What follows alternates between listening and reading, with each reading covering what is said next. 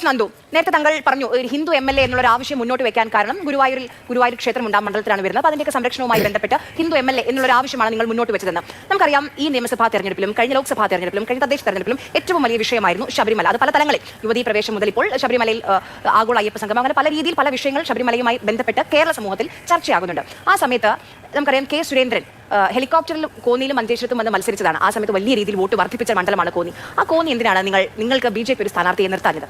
അതിനകത്ത് ഞങ്ങളൊരു മുന്നണി രാഷ്ട്രീയത്തിനകത്താണ് പ്രവർത്തിക്കുന്നത്. ഇപ്പോൾ കോൺഗ്രസിനകത്ത് തന്നെ പല സീറ്റുകളും CPM ഇപ്പോൾ വേറെ ഒന്നും വേണ്ടല്ലോ. പാലക്കാട് താങ്കൾ തന്നെ എക്സാമ്പിളായി ചോദിച്ചു, ആർഷോട് ചോദിച്ചിട്ട് ആർഷോ വളരെ സമർത്ഥമായി അദ്ദേഹം പറഞ്ഞത് എന്താണ്, തദ്ദേശ സ്വയംഭരണ തെരഞ്ഞെടുപ്പിൽ 2ാം സ്ഥാനത്ത് നിന്ന ഒരു സീറ്റ് ഒരു സ്ഥാനാർത്ഥി അരിവാൾ ചുറ്റിക നക്ഷത്ര മലയാളത്തിൽ നിർത്താൻ പറ്റാത്ത പാർട്ടിയൊന്നും അല്ലല്ലോ CPM. അപ്പോൾ CPM എന്തുകൊണ്ടാണ് അങ്ങനെ ഒരു നയം എടുത്തത് എന്നുള്ളത് നിങ്ങൾ ചോദിക്കാത്തത് എന്താ? തിരുവനന്തപുരം സെൻട്രൽ കഴിഞ്ഞ തവണ ഞാൻ അങ്ങനെയല്ല, അരിവാൾ ചുറ്റിക നക്ഷത്രത്തിൽ നിർത്താത്തത് എന്നുള്ള ചോദ്യമാണ് ഞാൻ ചോദിക്കാൻ പറഞ്ഞത്. 2ാം സ്ഥാനത്ത് വന്നിട്ടും അപ്പോൾ തിരുവനന്തപുരം 3ാം സ്ഥാനത്താണ്. അല്ല, ഇപ്പോൾ അദ്ദേഹം പറഞ്ഞ തദ്ദേശ സ്വയംഭരണ സ്ഥാപനങ്ങളുടെ കണക്ക് പറഞ്ഞപ്പോഴാണ് ഞാൻ പറഞ്ഞത്. ഇപ്പോൾ തിരുവനന്തപുരം സെൻട്രലിൽ ഒരു ശ്രീ കരമന സുധീർ അദ്ദേഹം മത്സരിക്കുന്നു. ഇടതുപക്ഷ ജനാധിപത്യ മുന്നണിയുടെ സീറ്റാണ്. വേണമെങ്കിൽ ഇപ്പോൾ ഒരാൾ മാത്രമുണ്ടായിരുന്ന ജനാധിപത്യ കേരള കോൺഗ്രസിൽ നിന്ന് അത് ഏറ്റെടുത്ത് CPM സ്വന്തം സ്ഥാനാർത്ഥി അരിവാൾ ചുറ്റിക നക്ഷത്ര മലയാളത്തിൽ നിർത്താൻ സാധിക്കുന്ന സ്ഥലമാണ്. എന്തുകൊണ്ട് നിർത്തിയില്ല? അതുപോലെ തന്നെ കോൺഗ്രസിന് ഇതുപോലെ നിരവധിയായ സീറ്റുകൾ പറയാൻ സാധിക്കും. ഞാൻ ഇപ്പോൾ ബേപ്പൂർ എന്തിനാണ് കോൺഗ്രസ് ഈ പറയുന്ന നമ്മുടെ PWD മിനിസ്റ്റർ PA മുഹമ്മദ് റിയാസിനെതിരെ എന്തുകൊണ്ട് ശക്തനായ ഒരു സ്ഥാനാർത്ഥിയെ കൈപ്പത്തി ചിഹ്നത്തിൽ നിർത്തിയില്ല എന്ന ചോദ്യം ഞങ്ങൾ ചോദിക്കാം. അല്ല, PV Anwar MLA ആയിരുന്നു എന്നുള്ളതല്ല, PV Anwarന്റെ രാഷ്ട്രീയമല്ല ഞാൻ ചോദിച്ചു. തൃണമൂൽ കോൺഗ്രസ് എന്ന് പറയുന്ന കേരളത്തിൽ 5 ആളെ തികച്ചെടുക്കാനില്ലാത്തൊരു പാർട്ടിക്ക് എന്തിനാണ് സീറ്റ് കൊടുത്തതെന്ന് വേണമെങ്കിൽ ഞങ്ങൾ ചോദിക്കും. ഞങ്ങൾ ചോദിക്കില്ല. കാരണം ഒരു മുന്നണിക്കകത്ത് ആർക്ക് എന്ത് ചെയ്യണം, എന്ത് കൊടുക്കണം എന്ന് തീരുമാനിക്കേണ്ടത് ആ മുന്നണിയാണ്. മത്സരിക്കുന്നത് നിങ്ങൾ എന്തിനാ ബേജാറാവുന്നേ? റിയാസ് പരാജയപ്പെടുന്നതിന് നിങ്ങൾ എന്തിനാണ് ടെൻഷൻ അടിക്കുന്നത്? ഞാൻ ചോദിച്ചത് റിയാസ് പരാജയപ്പെടുന്നില്ല, എന്തുകൊണ്ടാണ് കൈപ്പത്തി ചിഹ്നത്തിൽ നിർത്താത്തതെന്നാണ് എന്റെ ചോദ്യം. അപ്പോൾ പിന്നെ എന്നോട് ആ ചോദ്യം നിങ്ങൾ ശരിയായിട്ടുള്ള അല്ല, PV Anwar ഒരു MLA ആയിരുന്നു. ഞാൻ ചോദിക്കുന്നത് ഇപ്പൊ അതുപോലത്തെ ഒരുപാട് സീറ്റ് ഉണ്ടെന്നാണ് പറഞ്ഞത്. നമ്മൾ സംസാരിക്കുന്നത് അല്ല, ശബരിമല ക്ഷേത്രം നിൽക്കുന്ന റാണിയെ കുറിച്ചാണ്. തോമസ് കെ സാമുവലാണ് നിങ്ങളുടെ സ്ഥാനാർത്ഥി. ആ തോമസ് കെ സാമുവൽ എന്നോട് ഇന്ന് ഒരു മാധ്യമ പ്രവർത്തകൻ ഒരു ചോദ്യം ചോദിച്ചു, ശബരിമല ഈ മണ്ഡലത്തിൽ ഒരു വിഷയമാകുമോ എന്ന്. ഇല്ല, അല്ലെങ്കിൽ അതിനെ കുറിച്ച് സംസാരിക്കാനില്ല എന്നുള്ളതാണ് അദ്ദേഹത്തിന്റെ മറുപടി. അവസാനം ഇന്ന് കുമ്മനം രാജശേഖരന് തിരുത്തേണ്ടി വന്നു. ഞാൻ ചോദിക്കുന്നത് BJPക്ക് ശബരിമല ഒരു വിഷയമാണോ ഈ തെരഞ്ഞെടുപ്പ്? തീർച്ചയായിട്ടും. അവിടെ നിങ്ങൾക്ക് ഒരു ക്ലാരിറ്റി വേണം. അതായത് BJPക്ക് ശബരിമല ഒരു തെരഞ്ഞെടുപ്പ് വിഷയമല്ല. BJPക്ക് ശബരിമല ഒരു എല്ലാ കാലത്തും ഒരു വിഷയമാണ്. അത് ശബരിമലയിലെ യുവതീ പ്രവേശനമായാലും ശബരിമലയിലെ സ്വർണ്ണക്കള്ളക്കടത്തായാലും ശബരിമലയ്ക്കെതിരായിട്ട് നടക്കുന്ന ഏത് തരത്തിലുള്ള ചൂഷണങ്ങളും അത് വിശ്വാസത്തെ സംബന്ധിച്ചും അതുപോലെ തന്നെ അവിടുത്തെ സ്വത്തുക്കൾ കട്ടെടുത്തുകൊണ്ട് പോകുന്ന ഇടതു വലതു മുന്നണികളുടെ രാഷ്ട്രീയത്തെ സംബന്ധിച്ചും ഞങ്ങൾക്കതെന്നും ഒരു വിഷയമാണ്. അത് കേവലം ഒരു തെരഞ്ഞെടുപ്പ് വിഷയമല്ല. അതൊരു കേവലമായ തെരഞ്ഞെടുപ്പ് വിഷയമല്ല. അത് എല്ലാ കാലത്തും ഞങ്ങളുടെ വിഷയമാണ്. അത് ശബരിമല മാത്രമല്ല, അത്തരം വിശ്വാസി ധ്വംസനങ്ങൾ നടക്കുന്ന, വിശ്വാസികൾക്കെതിരായിട്ടുള്ള നിലപാട് സ്വീകരിക്കുന്ന, വിശ്വാസ പ്രമാണങ്ങളുടെ മറപറ്റിക്കൊണ്ട് അല്ലെങ്കിൽ വിശ്വാസത്തിന്റെ പേര് പറഞ്ഞുകൊണ്ട് ബാക്ക്ഡോറിലൂടെ സമ്പത്ത് കൊള്ള ചെയ്യുന്ന ഏത് രാഷ്ട്രീയമാണെങ്കിലും ആ രാഷ്ട്രീയത്തിന് ഞങ്ങൾക്ക് വിരുദ്ധമായ നിലപാടുണ്ട്, അതിനെതിരായിട്ടുള്ള സ്റ്റാൻഡുണ്ട്. ആ സ്റ്റാൻഡ് ഒരു കേവലമായ തെരഞ്ഞെടുപ്പ് രാഷ്ട്രീയമല്ല. അവിടെയാണ് നിങ്ങൾ ഞങ്ങളുടെ രാഷ്ട്രീയത്തെ മനസ്സിലാക്കേണ്ടത്. ഞങ്ങൾക്കത് കേവലമായ ഒരു തെരഞ്ഞെടുപ്പ് രാഷ്ട്രീയമല്ല. ഒന്ന്. രണ്ടാമത്തെ കാര്യം, അവിടെ ഞങ്ങളുടെ മുന്നണി ഒരു സീറ്റ് ഒരു പാർട്ടിക്ക് കൊടുത്തു. ആ കൊടുക്കുന്ന പാർട്ടിയാണ് തീരുമാനിക്കേണ്ടത് അവിടെ ആർക്കാണ് വിന്നബിലിറ്റി ഉള്ളത് എന്ന്. BJPക്ക് നിലനിർത്താമായിരുന്നില്ലേ എന്നുള്ളതാണ് ഞാൻ അതുകൊണ്ടാണ് ചോദിച്ചത്. ഈ പറയുന്ന UDF വേണമെങ്കിൽ VS സുകുമാരനെ പറഞ്ഞിറങ്ങി വോട്ട് വർദ്ധിപ്പിച്ച ഒരു മണ്ഡലമാണ്. നേരത്തെ താങ്കൾ ഗുരുവായൂർ ക്ഷേത്രവുമായി ബന്ധപ്പെട്ട് നിങ്ങൾക്ക് ഗുരുവായൂർ ക്ഷേത്രത്തെ സംരക്ഷിക്കണം, അതുകൊണ്ട് അവിടെ ഹിന്ദു MLA, അത് എന്തുകൊണ്ട് റാന്നിയിലില്ല? അല്ല, ഞാനൊരു കാര്യം പറയട്ടെ. എന്റെ പ്രിയപ്പെട്ട ആങ്കർ, താങ്കൾക്ക് കാര്യമായ എന്തോ ഒരു പിശക് ഞങ്ങൾ ഈ പറയുന്ന വിഷയങ്ങൾ മനസ്സിലാക്കുന്നതിൽ താങ്കൾക്ക് ഉണ്ടാവുന്നുണ്ട്. അത് ഇന്നലത്തെ ചർച്ചയിൽ ഞാൻ ശ്രദ്ധിച്ചതാണ്. താങ്കൾക്ക് രമേശ് പിഷാരടിയും സുധീർ കരമന എന്ന് പറയുന്ന താരതമ്യേന ജൂനിയർ ആയിട്ടുള്ള സുധീർ കരമനെ നിങ്ങൾക്ക് മനസ്സിലാവുന്നുണ്ട്. പക്ഷേ ലീഡിംഗ് റോൾ ചെയ്തിട്ടുള്ള അഞ്ജലി നായരെ നിങ്ങൾക്ക് മനസ്സിലാവുന്നില്ല എന്ന് പറയുന്നിടത്തുനിന്ന് അല്ല, അഞ്ജലി നായർ നിങ്ങൾക്ക് തൃപ്പൂണിത്തുറയിലെ സ്ഥാനാർത്ഥി എന്റെ സ്ഥാനാർത്ഥി ആരാണ് നിങ്ങൾ ഞങ്ങളോട് ചോദിക്കണ്ട. നിങ്ങൾ മാധ്യമ പ്രവർത്തകയാണല്ലോ, നിങ്ങൾ ഹോംവർക്ക് ചെയ്യണമല്ലോ. ഞാൻ പറഞ്ഞത് എന്റെ ചോദ്യം തൃപ്പൂണിത്തുറയിലെ സ്ഥാനാർത്ഥി ആരാണെന്നായിരുന്നില്ല. എന്റെ ചോദ്യം കേരളത്തിൽ BJP ഭരിക്കുന്ന ഏക മുനിസിപ്പാലിറ്റിയാണ് തൃപ്പൂണിത്തുറ. അപ്പോൾ തൃപ്പൂണിത്തുറയിൽ എന്തുകൊണ്ട് BJPക്ക് ഒരു കാൻഡിഡേറ്റ് ഇല്ല എന്നുള്ളതായിരുന്നു എന്റെ ചോദ്യം. അഞ്ജലി നായർ BJP ഭരിക്കുന്ന ഒരു മുനിസിപ്പാലിറ്റിയാണ് കേരളത്തിൽ. അത് വലിയ കാര്യമാണ്. അവിടെ വോട്ട് സർപ്രൈസ് ആയിട്ട് നിങ്ങൾക്ക് ഇത്രയും ഗ്രാജുവലി കൂട്ടാൻ പറ്റി. അവിടെ BJP കാൻഡിഡേറ്റ് എന്തുകൊണ്ട് ഇല്ല എന്നാണ് ഞാൻ ചോദിച്ചത്. അഞ്ജലി നായരുടെ പ്രശ്നം. ഇനി ഞാൻ പറഞ്ഞോട്ടെ. അതായത് നിങ്ങൾ മനസ്സിലാക്കേണ്ട ഒരു കാര്യം, BJP ഒരു മുന്നണി രാഷ്ട്രീയത്തിൽ നിൽക്കുമ്പോൾ സ്വാഭാവികമായി BJP ഒരു സീറ്റ് ഒരു ഘടകകക്ഷിക്ക് കൊടുക്കാൻ തീരുമാനിക്കും. BJPക്ക് കൂടുതൽ വോട്ടുള്ള ഒരു സീറ്റ് ഞങ്ങൾ കൊടുക്കാൻ തയ്യാറാവുന്നു എന്ന് പറഞ്ഞാൽ ഞങ്ങളുടെ മുന്നണിക്കകത്ത് ഞങ്ങൾ കൺസിഡർ ചെയ്യുന്നു, ഞങ്ങളുടെ ഓരോ പാർട്ടികളെയും ഞങ്ങൾ എങ്ങനെ കൺസിഡർ ചെയ്യുന്നു എന്നുള്ളതിന്റെ അടിസ്ഥാനത്തിലാണ് നിങ്ങൾ മനസ്സിലാക്കേണ്ടത്. അത് കൊടുത്തത് അക്ഷന്തവ്യമായ തെറ്റാണെന്ന് നിങ്ങൾ പറഞ്ഞാൽ അത് ഞങ്ങൾ അംഗീകരിക്കണം നിർബന്ധമില്ല. കാരണം ഞങ്ങളുടെ പാർട്ടിക്ക് ഞങ്ങളുടെ മുന്നണിയിൽ നിൽക്കുന്ന ഓരോരുത്തരും ഞങ്ങളുടെ പാർട്ടിയുടെ സ്വത്താണ്. അവർ ഓരോരുത്തരും ഞങ്ങൾ വിജയിച്ച് എടുക്കണമെന്ന് ഞങ്ങളുടെ പ്രവർത്തകന്മാർ അക്ഷീണം പ്രവർത്തിക്കുന്ന ആളുകളാണ്. അപ്പോൾ അവിടെ 2020 മത്സരിക്കുന്നുണ്ടോ, BDJS മത്സരിക്കുന്നുണ്ടോ, അല്ലെങ്കിൽ കാമരാജ് കോൺഗ്രസ് ആണോ, LJP ആണോ, അല്ലെങ്കിൽ വേറെ ഏതെങ്കിലും ഒരു ഞങ്ങളുടെ കോalition പാർട്ണർ ആണോ എന്നുള്ളതല്ല. ഞങ്ങളുടെ ചിന്ത NDAയുടെ 140 സീറ്റുകളിൽ മത്സരിക്കുന്ന സ്ഥാനാർത്ഥികളെയും വിജയിപ്പിച്ചെടുക്കുക എന്നുള്ളതാണ് BJP എന്ന് പറയുന്ന രാഷ്ട്രീയ പ്രസ്ഥാനത്തിന്റെ ഉത്തരവാദിത്വം. ഞങ്ങളാണ് മുന്നണിക്ക് നേതൃത്വം കൊടുക്കുന്നത്. സ്വാഭാവികമായും അവിടെ എന്തൊക്കെ ആവശ്യങ്ങളുണ്ടോ, ഞങ്ങൾക്ക് കൂടുതലുള്ളിടത്ത് ഞങ്ങൾ അവർക്ക് കൊടുത്തിട്ടുണ്ടെങ്കിൽ അത് ഞങ്ങൾക്ക് കൃത്യമായ പ്ലാൻ ഉണ്ട്. ആ പ്ലാന്റെ അടിസ്ഥാനത്തിൽ ഞങ്ങൾ അവിടെ വിജയിക്കും. അപ്പോൾ സ്വാഭാവികമായി അതിൽ എതിരാളികൾക്ക് സംശയം തോന്നുന്നതിൽ എനിക്ക് ആശങ്കയില്ല. കാരണം സ്വാഭാവികമാണ്, പൊളിറ്റിക്സ് ആണ്. അതിന് അവരുടെ വിന്നബിലിറ്റിയെ ചോദ്യം ചെയ്തുകൊണ്ട് ഞങ്ങൾ ഒരു നല്ല സ്ഥാനാർത്ഥി അവതരിപ്പിക്കുമ്പോൾ സ്വാഭാവികമായി അവർക്ക് ബുദ്ധിമുട്ടുണ്ട്. പക്ഷേ എന്തുകൊണ്ടാണ് മാധ്യമ പ്രവർത്തകർക്ക് ആയിട്ടുള്ള താങ്കൾക്ക് അതിലൊരു അസ്വസ്ഥത എന്ന് എനിക്ക് മനസ്സിലായില്ല.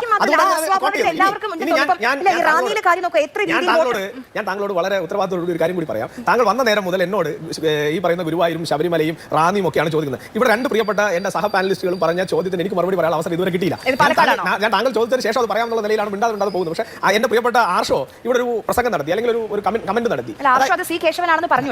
ഞാൻ ലെറ്റ് മീ കംപ്ലീറ്റ്. അതായത് അദ്ദേഹം ഒരു ചർച്ചയിൽ ഞാൻ പറഞ്ഞ എല്ലാ വാക്കുകൾക്കും അഡ്രസ്സ് ചെയ്യേണ്ടത് അദ്ദേഹം ഒരൊറ്റ വാക്കിൽ തന്നെ കടിച്ചു തൂങ്ങി. ഒരു പേര് പറയാനുണ്ടായിരുന്നത് കൊണ്ടാണ് അതിൽ കടിച്ചു തൂങ്ങിയത്. അല്ലാതെ അദ്ദേഹം ഒരിക്കൽ തന്നെ അതിനെ ഒബ്ജക്ട് ചെയ്തില്ല. ഇദ്ദേഹം പറഞ്ഞു എന്ന് അദ്ദേഹം പറയുന്നുണ്ട്. പക്ഷേ കമ്മ്യൂണിസ്റ്റ് പ്രസ്ഥാനങ്ങൾ ഈ പറഞ്ഞ വാക്കുകൾ ഈ പറയുന്ന നിലയ്ക്കൽ പ്രക്ഷോഭ കാലത്തൊന്നും വെളിയിൽ പറഞ്ഞിട്ടില്ല എന്ന് അദ്ദേഹത്തിന് പറയാൻ കഴിയില്ല. അങ്ങനെ അദ്ദേഹം പറഞ്ഞു കഴിഞ്ഞാൽ അതിനെ തിരുത്താൻ കഴിയുന്ന നല്ല ഉശിരൻ ആളുകൾ ഈ നാട്ടിൽ ജീവനോടെ ഇപ്പോഴും ഉണ്ട്. ആ കാലഘട്ടത്തിലൊക്കെ ഇവരുടെ ഈ കമന്റ് കേട്ട് വിഷമിച്ച് CPM-നോട് വിട പറഞ്ഞ നല്ല എണ്ണം പറഞ്ഞ സഖാക്കന്മാർ ഇന്നും കേരളത്തിനകത്ത് ജീവിച്ചിരിപ്പുണ്ട് എന്ന് അദ്ദേഹത്തെ ഞാൻ ഓർമ്മിപ്പിക്കുകയാണ്. ഇനി ഞാൻ ചോദിച്ച മറ്റു രണ്ട് ചോദ്യങ്ങളുടെയും മറുപടി അദ്ദേഹം പറയില്ല. കാരണം അത് പറഞ്ഞു കഴിഞ്ഞാൽ ആർഷോ നാളെ CPM-ന്റെ പ്രതിനിധിയായിട്ട് ഇവിടെ ഇരിക്കാൻ സാധിക്കില്ല. ഇനി ആർഷോ പോലെയുള്ള ആളുകൾ ചരിത്രത്തെക്കുറിച്ചും അല്ലെങ്കിൽ പല കാര്യങ്ങളെക്കുറിച്ചും പറയുമ്പോൾ ആർഷോയുടെ ഒക്കെ ഒരു സ്റ്റാൻഡ് വർഗീയതയെക്കുറിച്ച് അതുപോലെ തന്നെ ജനങ്ങളെ ഭിന്നിപ്പിക്കുന്നതിനെ കുറിച്ചൊക്കെ ആർഷോ പറയുകയാണ്. ആർഷോ പറയുമ്പോൾ എനിക്ക് അതിനകത്ത് തോന്നുന്നത് പഴയ മുഖ്യമന്ത്രി മൺമറഞ്ഞു പോയ ശ്രീ VS അച്യുതാനന്ദൻ ഒരു വിഷയത്തിൽ പറഞ്ഞ ഒരു ഫ്രേസ്, ആ ഫ്രേസ് എനിക്ക് ഇവിടെ പറയാൻ തോന്നുന്നത്. അതായത് അഭിസാരികയുടെ ചാരിത്ര പ്രസംഗം എന്നൊരു ഫ്രേസ് അദ്ദേഹം കേരളത്തിലെ രാഷ്ട്രീയത്തോട് പറഞ്ഞു. അതുപോലെ സ്വന്തം സഹപ്രവർത്തകയെ ആ പറഞ്ഞ വാക്കുകളൊന്നും ഞാൻ ഉച്ചരിക്കുന്നില്ല. കാരണം അതൊന്നും എന്റെ സംസ്കാരത്തിന് ചേർന്നില്ല. അദ്ദേഹത്തിന്റെ സംസ്കാരത്തിന് സാധിക്കും, പക്ഷേ എന്റെ സംസ്കാരത്തിന് സാധിക്കില്ല. ഒരു പെൺകുട്ടിയുടെ മുഖത്ത് നോക്കി നിനക്ക് ഗർഭമുണ്ടാക്കി തരും, അതിന് പറഞ്ഞ വേർഡ് ഇതല്ല, ഞാൻ അവിടെ നിർത്തുകയാണ്. അവാർഡ് അതിന് മുൻപ് അവരെ ജാതി പേര് വിളിച്ച് അധിക്ഷേപിക്കുകയും കൂടി ചെയ്തിട്ടുള്ള ഒരു നേതാവാണ് അദ്ദേഹം. അപ്പോൾ അദ്ദേഹം വന്നിരുന്നിട്ട് ജനങ്ങളെ വർഗീയമായി ഭിന്നിപ്പിക്കുന്നത് BJP ആണെന്ന് പറഞ്ഞാൽ കേരളത്തിന്റെ പൊതുസമൂഹം അതൊക്കെ എത്രത്തോളം കാര്യമായിട്ട് അതിനെ ഉൾക്കൊള്ളുമെന്ന് മിനിമം അദ്ദേഹത്തെ പറഞ്ഞു വിട്ട CPM എങ്കിലും ആ കാര്യം മനസ്സിലാക്കണം. ഇനി എന്റെ ബഹുമാനപ്പെട്ട കോൺഗ്രസിന്റെ പ്രതിനിധി വർഗീയതയ്ക്കെതിരെയൊക്കെ ഘോരഘോരം പ്രസംഗിക്കുകയാണ്. ആ വർഗീയതയ്ക്കെതിരെ ഘോരഘോരം പ്രസംഗിക്കുമ്പോൾ ഞാൻ ബഹുമാനപ്പെട്ട എന്റെ കോൺഗ്രസിന്റെ പ്രതിനിധിയോട് ഞാൻ ചോദിക്കുകയാണ്, NS നുസൂർ എന്ന് പറയുന്ന നിങ്ങളുടെ യൂത്ത് കോൺഗ്രസിന്റെ സംസ്ഥാന സെക്രട്ടറി ആയിരുന്ന തിരുവനന്തപുരത്തുകാരനായിട്ടുള്ള നേതാവ്, അദ്ദേഹം കഴിഞ്ഞ ദിവസം നിങ്ങളുടെ കോൺഗ്രസിനോട് യാത്ര പറഞ്ഞ് പുറത്തേക്ക് ഇറങ്ങി. ആ യാത്ര പറഞ്ഞ് പുറത്തേക്ക് ഇറങ്ങിയപ്പോൾ അദ്ദേഹം പറഞ്ഞൊരു റിലവന്റ് ആയ സ്റ്റേറ്റ്മെന്റ്, ഞാൻ പറഞ്ഞതല്ല, അദ്ദേഹം പറഞ്ഞ റിലവന്റ് ആയ ഒരു സ്റ്റേറ്റ്മെന്റ് എന്ന് പറഞ്ഞാൽ ഈ തിരുവനന്തപുരം ജില്ലയിലെ വാമനപുരം മണ്ഡലം SDPIക്ക് വേണ്ടിയിട്ട് വിടുപണി ചെയ്യുന്ന ഒരു കോൺഗ്രസ്സുകാരൻ, SDPIയുടെ വോട്ട് കൂടി വാങ്ങിയെടുക്കാൻ കെൽപ്പുള്ള SDPIക്കാരന്റെ മനസ്സുള്ള ഒരു കോൺഗ്രസ്സുകാരന് വിട്ടു നൽകിയ VD സതീശന്റെയും അതുപോലെ തന്നെ KC വേണുഗോപാലിന്റെയും രമേശ് ചെന്നിത്തലയുടെയും രാഷ്ട്രീയത്തോട് ഞാൻ ഗുഡ് ബൈ പറയുന്നു എന്ന് പറഞ്ഞാണ് ചെറുപ്പക്കാരൻ പുറത്തേക്ക് ഇറങ്ങുന്നത്. അപ്പോൾ ആരാണ് വർഗീയതയെ താലോലിച്ചത് എന്ന് ഒരു കോൺഗ്രസ്സുകാരൻ തന്നെ കോൺഗ്രസ് പാർട്ടിയിൽ നിന്നുകൊണ്ട് തന്നെ പൊതുജനത്തിനോട് സമ്മതിച്ചിട്ടുണ്ട്. ഇനി വെൽഫെയർ പാർട്ടിയുടെ സഹായം ഞങ്ങൾക്ക് കിട്ടിയിട്ടില്ല എന്ന് പറയാനുള്ള തന്റെ ഇടം ഇവിടെ ഇരിക്കുന്ന കോൺഗ്രസിന്റെ പ്രതിനിധിക്ക് ഉണ്ടാവുമെന്ന് ഞാൻ വിശ്വസിക്കുന്നില്ല. അവരുടെ ഒളിഞ്ഞും തെളിഞ്ഞും പരസ്യമായിട്ടുള്ള പിന്തുണ നേടിക്കൊണ്ട് തന്നെയാണ് ഈ തെരഞ്ഞെടുപ്പിലടക്കം നിങ്ങൾ മത്സരിക്കുന്നത് എന്ന് അദ്ദേഹത്തിന് അറിവില്ലായ്മ കൊണ്ടല്ല, അദ്ദേഹം അത് മനഃപൂർവ്വമായി ഇവിടെ പറയാത്ത. ഇനി ഏറ്റവും പ്രധാനപ്പെട്ട വൈറ്റലായിട്ടുള്ള ഇൻഫർമേഷൻ, ഞങ്ങളും CPM-ഉമായിട്ട് ഡീലാണെന്ന് ആരോപിക്കുന്നവർ ചില കാര്യങ്ങൾ മനസ്സിലാക്കണം. ഇക്കഴിഞ്ഞ മാർച്ച് 14-ാം തീയതി തിരുവനന്തപുരത്ത് ഒരു ഇഫ്താർ ചടങ്ങ് നടന്നു. ആ ഇഫ്താർ ചടങ്ങ് നടത്തിയത് SDPI എന്ന് പറയുന്ന രാഷ്ട്രീയ പ്രസ്ഥാനമാണ്. ആരാണ് SDPI എന്ന് ഞാൻ വിശദീകരിക്കേണ്ട. എന്താണ് SDPIയുടെ രാഷ്ട്രീയ സംസ്കാരം എന്ന് ഞാൻ വിശദീകരിക്കേണ്ട. എന്താണ് SDPI കേരളത്തിൽ നടപ്പിലാക്കാൻ പോകുന്നത് എന്ന് 2010 തന്നെ ഈ പറയുന്ന മഹാനായിട്ടുള്ള VS അച്യുതാനന്ദൻ പറഞ്ഞിട്ടുണ്ട്. SDPIയെ കോട്ട് ചെയ്തില്ലെന്നേ ഉള്ളൂ, അദ്ദേഹം പറഞ്ഞിട്ടുണ്ട് വിഷയം എന്താണ്. അങ്ങനെ SDPIയുടെ UAPA ചുമത്തപ്പെട്ട് അറസ്റ്റിലായിരുന്ന ഓൾ ഇന്ത്യ പ്രസിഡന്റ് MK ഫൈസിയുടെ രണ്ട് കൈകളും ചേർത്ത് വെച്ച് അദ്ദേഹം ഈ നമ്മുടെ ഈ ഹിന്ദു ആചാരത്തിൽ കല്യാണം നടത്തി കഴിയുമ്പോൾ വധുവിന്റെ അച്ഛൻ വരന്റെ കയ്യിലേക്ക് പിടിച്ചു വെച്ച് കൊടുക്കുന്ന ഒരു ചടങ്ങുണ്ട് വെറ്റിലേക്ക് വെച്ചിട്ട്. അതുപോലെ ഈ പറയുന്ന കോൺഗ്രസ് നേതാവിന്റെ കയ്യെ പൊതുവിദ്യാഭ്യാസ വകുപ്പ് മന്ത്രി ശ്രീ V ശിവൻകുട്ടിയുടെ കയ്യിലേക്ക് പിടിച്ചു വെച്ച് കൊടുക്കുന്ന ഒരു ഫോട്ടോ അദ്ദേഹത്തിന്റെ പാർട്ടിയുടെ ജില്ലാ പേജിലും സംസ്ഥാന പേജിലും ഒക്കെ ഉണ്ട്. ഒന്ന് നോക്കിക്കഴിഞ്ഞാൽ നിങ്ങൾക്ക് മനസ്സിലാവും. അപ്പോൾ ഇത്തരത്തിൽ SDPIയുടെ ഇഫ്താർ വിരുന്നുകളിൽ പങ്കെടുക്കുന്നതിൽ ഞങ്ങൾ വിയോജിപ്പ് പ്രകടിപ്പിക്കുന്നത് ഞങ്ങൾ പോകാറുണ്ട്. പക്ഷേ SDPI പോലുള്ള ഒരു രാജ്യദ്രോഹ സംഘടനയിൽ ഇനി CPM-കാരനോട് ഞാനത് പറയുമ്പോൾ കുറച്ചുകൂടി വൈകാരികമായി നിങ്ങൾക്ക് എടുക്കാൻ സാധിക്കും. ഈ ആർഷോ ഉൾപ്പെടെയുള്ള ആളുകൾ പഠിച്ചിട്ടുള്ള മഹാരാജാസ് കോളേജിൽ നാൻപെട്ട മകനെ എന്ന് പറഞ്ഞ് ഇവരെല്ലാം തെരുവിൽ കണ്ണീർ പാകിയ ഒരു ചെറുപ്പക്കാരനുണ്ട്, അഭിമന്യു. ആ അഭിമന്യുടെ കഴുത്തിൽ ചങ്കിലേക്ക് കത്തി ആഴ്ത്തി ഇറക്കിയ രാഷ്ട്രീയ പ്രസ്ഥാനത്തെ പേര് പറഞ്ഞ് അഡ്രസ്സ് ചെയ്യാൻ പേടിച്ചിട്ട് വർഗീയത തുലയട്ടെ എന്ന് ചുമരിൽ എഴുതിയ SFI ഈ കാര്യങ്ങളോട് എങ്ങനെയാണ് പ്രതികരിക്കുന്നത് എന്ന് കേരളത്തിന്റെ പൊതുസമൂഹം ചോദിക്കുന്നത്. അപ്പോൾ നിങ്ങൾ രണ്ടുപേരും വർഗീയതയുടെ രണ്ട് വശങ്ങളാണ് എന്ന് കേരളത്തിന്റെ പൊതുസമൂഹത്തിനോട് പൊതുസമൂഹത്തിന് ആകെ ബോധ്യപ്പെട്ടിട്ടുണ്ട്. നിങ്ങൾ തമ്മിലുള്ള ഡീൽ ഇപ്പോൾ